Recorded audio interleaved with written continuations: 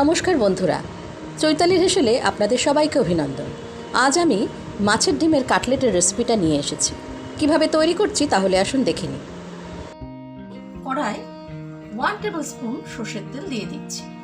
গ্যাসটা অন করে দিয়েছি। তেলটাকে খুব ভালোভাবে গরম করে নিচ্ছি। খুব ভালোভাবে গরম হয়ে গেছে। এবার আমি এর মধ্যে দিয়ে দিচ্ছি একটা মিডিয়াম সাইজের পেঁয়াজ কুচি। পেঁয়াজটাকে খুব পাতলা পাতলা করে কেটেছি। এবার পেঁয়াজটাকে খুব হালকাভাবে আমি ভেজে নিচ্ছি। দেখুন পেঁয়াজটা বেশ হালকা ভাজা হয়েছে। আমি মিডিয়াম আঁচে রেখে পেঁয়াজটাকে ভাজলাম। এবার এর মধ্যে দিয়ে দিচ্ছি লঙ্কা কুচি। 3টে লঙ্কাকে খুব ভালোভাবে কুচিয়ে নিয়েছি, সেই লঙ্কাটাও এবার দিয়ে দিলাম। এবার লঙ্কাটাকেও 10-15 সেকেন্ড ভালোভাবে নেড়ে নিচ্ছি তেলের সঙ্গে। লঙ্কাটা হালকা ভাজা হয়েছে। এবার এর মধ্যে দিয়ে দিচ্ছি আদা বাটা 1 চামচ, রসুন বাটা 1 চামচ। এবার আদা রসুনটাকে খুব ভালোভাবে পেঁয়াজ আর লঙ্কার সঙ্গে মিশিয়ে নিচ্ছি। আদা বাটা আর রসুন বাটাটা খুব ভালোভাবে মিশে গেছে। এবার এর মধ্যে আমি দিয়ে দেব হলুদ গুঁড়ো 1 চামচ, জিরে গুঁড়ো 1 চামচ, ধনে গুঁড়ো 1 চামচ, স্বাদ মতো নুন। এবার সমস্ত মশলাটাকে খুব ভালোভাবে পেঁয়াজ আর কাঁচা লঙ্কার সঙ্গে খুব ভালোভাবে মিশিয়ে নিচ্ছি। আঁচটা কিন্তু মিডিয়াম ফ্লেমেই রাখা আছে। এবার আমি এর মধ্যে দিয়ে দিচ্ছি সামান্য জল। জলটা দেওয়া এই কারণেই যাতে মশলাটা পুড়ে না যায়। আঁচটা মিডিয়ামেই রেখে জলটা মিশিয়ে নিলাম। এই অবস্থায় আমি একটু ঢাকা দিয়ে দিচ্ছি। এবার আমি ঢাকনাটাকে খুলে নিচ্ছি। দেখুন তেলটা ভেসে উঠেছে আর জলটা বেশ শুকিয়ে এসছে। এই অবস্থায় আমি এর মধ্যে 100 গ্রাম মাছের ডিম আমি এর মধ্যে দিয়ে দিলাম। ডিমটা আমি আগেই ধুয়ে পরিষ্কার করে রেখেছিলাম।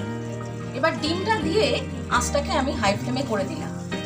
দিয়ে খুব ভালোভাবে ডিমটার সঙ্গে মশলাটাকে মিশিয়ে নিচ্ছি আর সমানে নাড়তে থাকবো যতক্ষণ না ডিমটার রংটা চেঞ্জ হয়।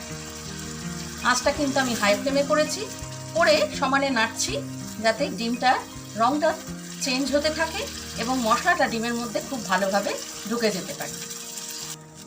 জলটা শুকিয়ে গেছে আর মশলাটা খুব ভালোভাবে মাছের ডিমের সঙ্গে মিশে গেছে, একদম ঝুরঝুরে তৈরি হয়েছে।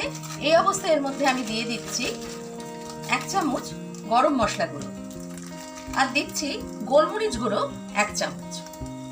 এবার গোলমরিচ আর গরম মশলাটাকে খুব ভালোভাবে ডিমের ঝুড়োটার সঙ্গে মিশিয়ে নিচ্ছি। আঁচটা কিন্তু একদম মিডিয়াম ফ্লেমে রাখা আছে। মাছের ডিমের ভাজাটা একদম তৈরি হয়ে গেছে। এই অবস্থায় আর কিছু করার নেই। আমি গ্যাসের সুইচটাকে বন্ধ করে এই ডিমের ঝুড়োটাকে ঠান্ডা করে নিচ্ছি। আমি একটা মিক্সিং জার নিয়েছি। মাছের ডিমের যে ভাজাটা তৈরি করলাম সেটা ঠান্ডা হয়ে গেছে। এবার আমি মিক্সিং জারের মধ্যে 2 পিস পাউরুটির পিস নিয়ে সেটাকে ছোট ছোট টুকরো করে নিয়েছি। সেইটা আমি মিক্সিং জারে প্রথমে দিয়ে দিচ্ছি। এর মধ্যে দেব একটা ছোট আলু ম্যাশ করে নিয়েছি, সেই আলু সেদ্ধটা। যেই মাছের ডিমটাকে আমরা ভেজে রেখেছিলাম সেই মাছের ডিমটা মিক্সিং জারের মধ্যে দিয়ে দিচ্ছি। দেখুন মাছের ডিমের ভাজাটা ভরে ফেলেছি। এবার আমি সব শুদ্ধ মিক্সিং জারের মধ্যে দিয়ে বন্ধ করে এটাকে ব্লেন্ড করে নিচ্ছি। সুন্দরভাবে বাটা হয়ে গেছে, ঠিক এই রকম বাটা হয়েছে। এরপরে আমি নেক্সট স্টেপে আসছি। এবার আমি একটা পাত্র নিয়েছি, এর মধ্যে আমি এই বাটাটা প্রথমে ঢেলে নিচ্ছি। ডিমের বাটাটা আমি বাটির মধ্যে ঢেলে নিয়েছি। এবার এর মধ্যে বাইন্ডিং এর জন্য আমি 1 টেবিল স্পুন কর্নফ্লাওয়ার দিয়ে দিচ্ছি। এবার কর্নফ্লাওয়ার দেওয়ার পরে আমি সব শুদ্ধ খুব ভালোভাবে মেখে নিচ্ছি। দেখুন মাখাটা খুব সুন্দরভাবে হয়ে গেছে। মাখাটা কিন্তু খুব নরমও না, খুব শক্তও না। এই অবস্থায় আমি এখান থেকে এইভাবে মাখাটা নিলাম। হাতে কিন্তু আমি তেল মাখিনি, একটু জল নিয়ে নিয়েছি। তেল দেয়া যাবে না, জলটা অল্প করে হাতে দেয়া যেতে পারে। এবার আমি এইভাবে কাটলেটের শেপে এটাকে শেপ দেব। আস্তে আস্তে করে কাটলেটের শেপটা দিয়ে নিচ্ছি। খেয়াল রাখতে হবে এই যে সাইডটা আছে, সাইডটা যেন কোনোভাবে ফেটে না যায়। ফেটে গেলে এটাকে আবার সুন্দরভাবে আবার মিলিয়ে দিতে হবে।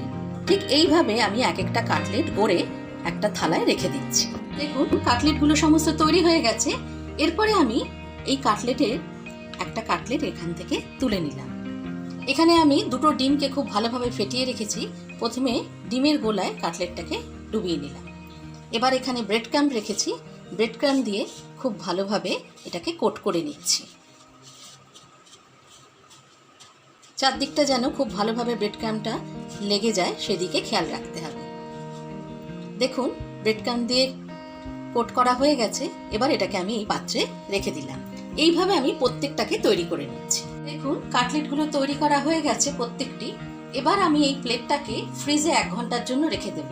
কেউ যদি মনে করেন যে 1 ঘন্টা পরে ভাজবেন না, স্টোর করে রাখবেন, তাহলে এগুলো ডিপ ফ্রিজে রাখতে পারেন। কিন্তু ঠিক এই অবস্থায় এরমভাবে রাখতে হবে যেন একটার সঙ্গে একটা লেগে না যায়, একটু দূরত্ব রেখে এক একটা কাটলেট যেন থাকে।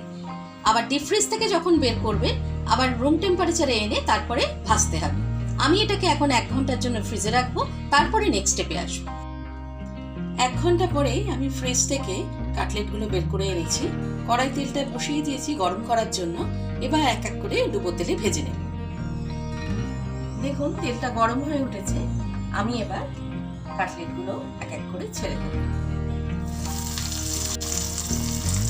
আমি মিডিয়াম ফ্লেমে কাটলেটগুলোকে ভেজে নিচ্ছি। যেহেতু কাটলেটের সমস্তটাই সেদ্ধ করে তৈরি হয়েছে, সেই জন্য নতুন করে সেদ্ধ হওয়ার কিছু নেই। তাই ডুবো তেলে একদিকটা লালচে করে ভাজা হলে অপর দিকটাও ভেজে নেব, তাহলেই তৈরি হয়ে যাবে।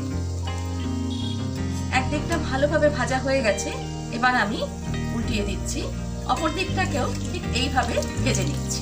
দুটো পিঠই খুব সুন্দরভাবে ভাজা হয়ে গেছে। আমি তুলে নিচ্ছি। ঠিক এইরকম ভাজা হবে সোনালি করে। এইভাবে আমি প্রত্যেকটা ভেজে তারপরে প্লেটে দেব। যদি কাটলেটটা তৈরি করেন তাহলে খেতে হবে দুর্দান্ত। যে কোনো দিন বিকেলবেলা চা বা কফির সঙ্গে স্ন্যাক্স হিসেবে তো কোনো বলার কথাই নেই। আমার আজকের রেসিপিটা যদি আপনাদের ভালো লাগে লাইক করবেন, শেয়ার করবেন, কমেন্ট করবেন, সাবস্ক্রাইব করতে কিন্তু ভুলবেন না। খুব ভালো থাকবেন।